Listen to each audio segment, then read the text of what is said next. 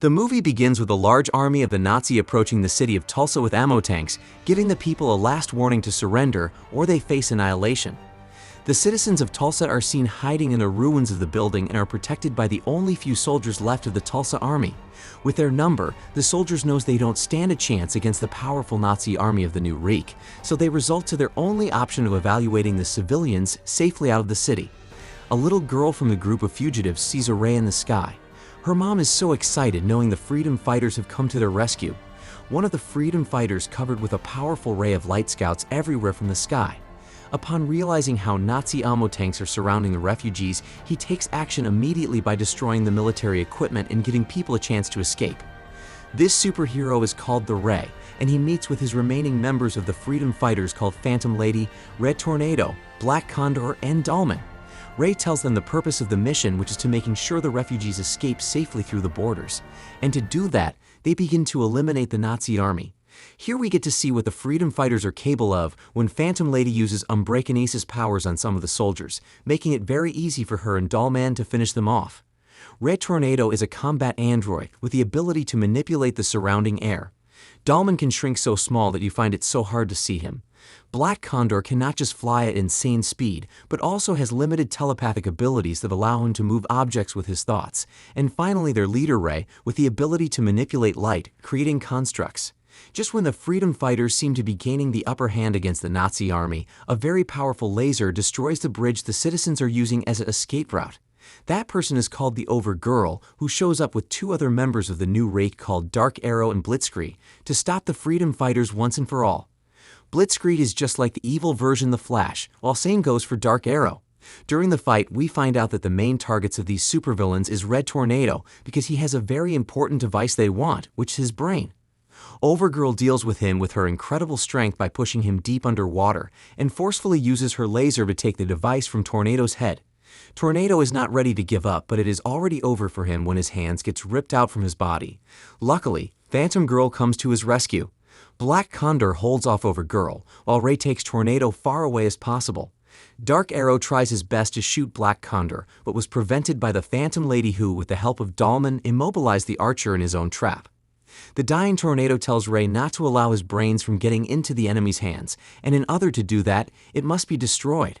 Tornado dies after giving Ray the device. As if that was not enough, the opponents started to attack again, and this time, the freedom fighters are no match for them. The Vibe, an ally of the freedom fighters, shows up to help them escape through his portal, but a laser from Overgirl hits Dahlman, which killed him instantly. Seeing the loss suffered, Phantom Lady and Black Condor goes to hold off the villains just to give Ray the chance to escape with a brain, but Ray unexpectedly gets attacked by Blitzkrieg, seriously wounding him. Vibe, knowing Red Tornado brain is to be secured by any means possible, pushes Ray into the portal and he is taken to a different universe called Earth One. In Earth One, a guy called Terrell is in a meeting with a client at his desk. The woman tells him how she was evicted from her house a week after she rented the place, all because they found out she's a Muslim. Terrell promises to investigate, telling the woman not to pack yet, which made her so happy because she doesn't want to pull her kids out of school and everywhere else in the neighborhood is so expensive. Ray practices for a speech about the expansion of fair housing laws to the entrepreneurs. His friend Trujillo, knowing how nervous he is, tells him to relax. Jenny enters the room and informs her friends to get ready. Before Terrell had a good start to the speech, one of the entrepreneurs interrupts him, revealing that the company would close soon, banning Jenny, John, and Ray. The reason was property losses, which could lead to serious tax cuts. Therefore, it was only profitable to suspend operations. After the conference, Terrell and Trujillo went to a nearby bar to drown their sorrows in alcohol. Trujillo switches the topic after noticing one of the clients staring at his friend. He is surprised that Terrell hasn't yet told his parents that he is gay, but he still wanted the boy to have some fun by ordering him to speak to the client eyeing him. But Terrell wasn't ready to flirt for professional reasons, so he decided to head home. During Terrell dinner with his parents, his mom started asking about the girl he normally works with, Jenny, without realizing his actual secret.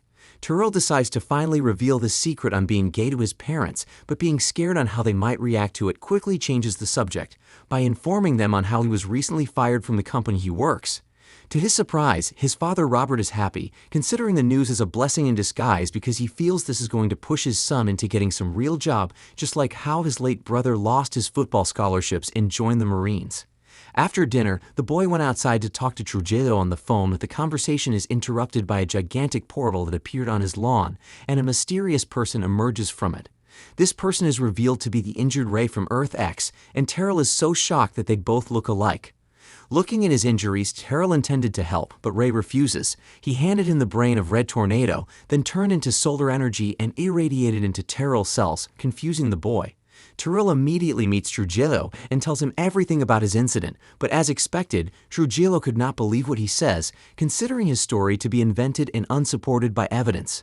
Even when Terrell reveals the secret core Ray gave him, his friend still didn't believe him until the device is accidentally activated.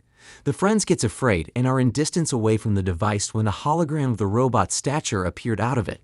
Red Tornado hologram quickly realized that he was on Earth 1 and explains to the confused friends about how there are thousands of different realities in multiverse. He came from Earth X and works with a band of freedom fighters who are against the Nazi forces from taking over the entire universe. His brain in their possession contains information vital to the resistance, including the location of their base of operations. The new Reich led by Overgirl are searching for his brain and gives the both friends a task to destroy it before it falls into the enemy's hands. When the hologram of Red Tornado disappears, Terrell felt like such technology is too cool to be destroyed. A little argument arises between the friends, during which Terrell unknowingly activated his abilities and put on a costume. It was then that Trujillo realized that when a doppelganger from another world exploded, he passed on to Terrell his abilities. Terrell begins to put his powers to test but ended up destroying his friend's precious TV. Meanwhile, on the planet of Earth X, Overgirl watched with pride as her world has now fallen under the rule of the new Reich. Her thoughts are interrupted by Dark Arrow and Blitzkrieg, who informed her about the death of Dahlman and the further search for Phantom Lady, Black Condor, and Vibe. They also let her know that Ray ran away with a Red Tornado brain through the portal, and they have no idea where he is now. Overgirl orders them to ready all their forces to attack the rest of the freedom fighters, willing to get Red Tornado brain by any means possible. After a little talk, Terrell decided to learn how to control his powers. After exploring the sky for a while, he already discovered a new ability and showcases it to his friend after landing. He can control light to such an extent that he can make himself invisible. Meanwhile, at Star Labs in Central City, Caitlin notices a strange radiation from another world, so she called in Cisco to distract him from the show's marathon. Someone got into their world through a portal moments ago, but the person disappearing as soon as he arrives is what confuses them. Snow suddenly notices a radioactive energy, which is somehow comparable to a nuclear weapon moving all around the city. On the other hand, Trujillo returns Terrell to that bar, where he tries to convince his friend once again to make a move on the boy eyeing him. As the guy goes to get an extra drink, Terrell uses the opportunity to talk to him alone. He finds out the guy name is Jacob and started having a long discussion that led them both towards the park. Suddenly, the men heard a woman scream, immediately running towards it and noticing a man trying to rob a lady. Terrell tells Jacob to call for help, but immediately he goes away. Terrell uses his powers to take advantage of the situation and hung the criminal on a street lamp until the police shows up to arrest him. Quickly, Terrell is in all the newspapers and is considered as the new hero in the city. A Waves is about to destroy the ship of some travelers when Terrell shows up and rescues them, also saves a couple from a fatal accident, and rescues a mother and child from a burning building. Trujillo and Terrell get into another argument about why the Cortex device hasn't been destroyed yet. Terrell explains the device is indestructible, demonstrating it by using various tools to try and destroy it. Somewhere else in the city, we see two criminals robbing a bank when the alarm went off unexpectedly. The criminals are not bothered about it, knowing it will take some time before the cops arrive. Terrell, who has given himself a superhero name as the Ray, shows up. He faces the criminals when they refuse to surrender. He didn't realize that there is a third thief from behind, and he is shot on his arms. Ray turns himself invisible, and the two criminals mistakenly ended up killing themselves. As soon as he hears the cops outside, he quickly flies back home. On Earth X, Vibe searches for any sign of the Ray's life in the multiverse. He gets attacked by the new Rake. He tries to escape, but the Blitzkrieg catches up with him. They both get into an epic fight, but Vibe uses his weapon to subdue the metahuman. Just when we think it's all over, Blitzkrieg attacks with doubled strength and aggression and finishes Vibe with an insanely powerful punch. The new Reich begins to find details about the whereabouts of the Ray on Vibe's system, only to find out that the hero is on Earth 1. On the other hand, Ray is tending to his gunshot injury when his dad shows up at his room. Wanting to impress his father, he lies that he played basketball earlier and that is the reason for his injury. The father and son talk is interrupted by a call from Jacob, which Terrell goes out of the apartment to answer. They both discuss on going out on a date, but Terrell suddenly gets shot by a tranquilizer dart, which makes him fall to the ground unconscious. He opens his eyes only to see two figures staring at him. Terrell activates his powers in defense, asking them where he is. The Flash and Green Arrow enters the room, and Terrell, upon realizing who they are, lets off his guard. The superheroes are impressed with Terrell's heroic activities, but cautions him about the damages he has been causing in the process. They decide to give him a proper training as a superhero, but it looks like the training will have to wait as Cisco just receives an alert concerning a recent attack in Detroit City. We see a gigantic robot demolishing the buildings of Detroit when the heroes arrive to stop it. As soon as Vixen arrives, they all immediately charges at the robot with every power they have. Vixen uses her totem to summon a gigantic whale to descend on the robot, but even with the amount of weight from the whale, the robot isn't harmed, but instead responds to her attack by throwing her through several walls. According to their plan, Terrell lures the robot to a trap set by Green Arrow, and the other heroes uses their powers to finish it off until its head is cut off.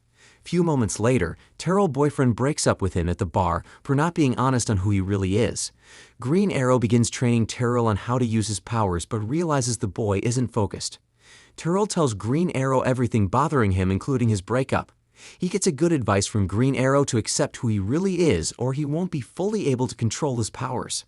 Terrell summons the courage to tell his parents about him being gay, but this is disrupted by an earthquake in his house. He hurries to his room only to meet Overgirl taking the Cortez device away. He snatches it from her and flies away, but she catches up with him in seconds. She beats him and almost killed him if not for his invisibility powers that saved him. But anyway, Overgirl isn't bothered as the device is with her once again. Trujillo returns home from work just to see Terrell waiting for him with bruises all over his face. Terrell apologizes to his friend for not listening to him in the first place. Now the device is in the wrong hands and thousands of lives is in danger. Trujillo encourages him not to give up. Back at home, Terrell finally reveals his gay secret to his parents, but it turns out they aren't surprised because they have been suspecting that about him. His parents isn't bothered as long as he is happy. They are too. Terrell meets Cisco at the Star Labs to help him get to Earth X to regain the device from the Nazi, and refuses backups from Cisco because he doesn't want others getting hurt for his mistake. Terrell is teleported to Earth X where he meets the surviving soldiers in the city, who takes him to the Freedom Fighters. Terrell apologizes to them for his carelessness and promises to help fight the new Reich in any way he can. The surviving soldiers are scared on waging another war with the Nazi because of their number, but with a motivational speech from Terrell, they are all encouraged to fight. The new Reich attacks their secret basement. Overgirl threatens them to surrender or they will kill Vibe. Terrell smartly frees Vibe with his powers, and a final battle begins. The Nazi army appear to be losing after they are ambushed by the surviving soldiers of Tulsa. Using every energy he has, Terrell overcomes the laser of Overgirl and defeats her. The rest of the Freedom Fighters also subdued her team members, while the Nazi army retreats out of fear. Phantom Lady tells them it's not yet over because there are still more members of the new Reich out there. Terrell refuses to return back to his universe. He made a terrible mistake and must fix it.